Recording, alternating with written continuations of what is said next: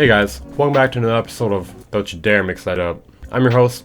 Today we're going to talk about production, mixing, and mastering, and why you should keep them as separated as possible. Let's get started. Okay,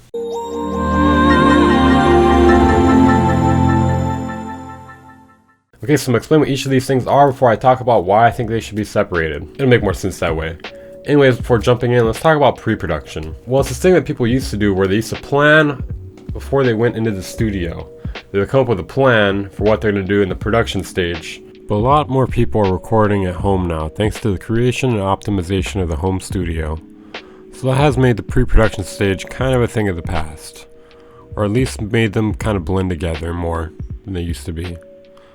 It's up to you if you want to have some sort of weird ritual before producing though. We want smoke, we would eat it. You there? That's it. Oh yeah, and planning?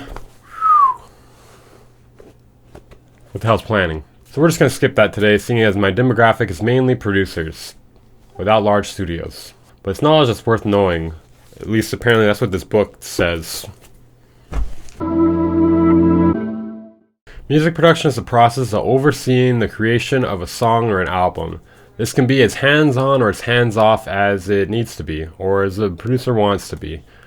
You can be someone that does the entire song yourself, you being the musician as well as the producer, or it can be more of a complete hands-off approach, like DJ Khaled. Okay, mixing is the process of taking the audio tracks of a song and mixing them in a more pleasing way than the original mix had. This can include adjusting the volume levels of the tracks, putting EQ, compression, reverb, delay, as well as panning, stereo imaging, saturation, distortion, pretty much anything to help the track sound more pleasant to the ear and make more sense together. Mastering is the process of taking the finished mix down and taking it to the final level to be prepared for distribution. This includes putting it at the final perceived loudness that you want it to be at, as well as doing master compression or EQ to get the track sounding more like other tracks or more like the finished product that you're going for. It's also great to use reference tracks. Quick disclaimer here. While I do separate these processes, it's not a complete separation. If I hear a little idea that I can do real quickly in the production stage, I will knock it out real quick. For instance, if I am using a sample and I notice the sample has way too much lows, I'll just throw a quick auto filter on it, put a little high pass on it, and keep moving. This, in my opinion, is fine because you're just doing quick editing in order to make the process go along smoother. The problem with mixing these together becomes when you start fiddling with them and kind of lose track of your original goal. So let's say I was trying to find the right snare and I got sidetracked with messing with the EQ for 3 hours, and let's say I ended up not being happy with that EQ. Well, that's 3 hours I could have spent finding a better snare and doing the rest of the song. Hey man, what are you doing here? I'm working on a snare for my new song.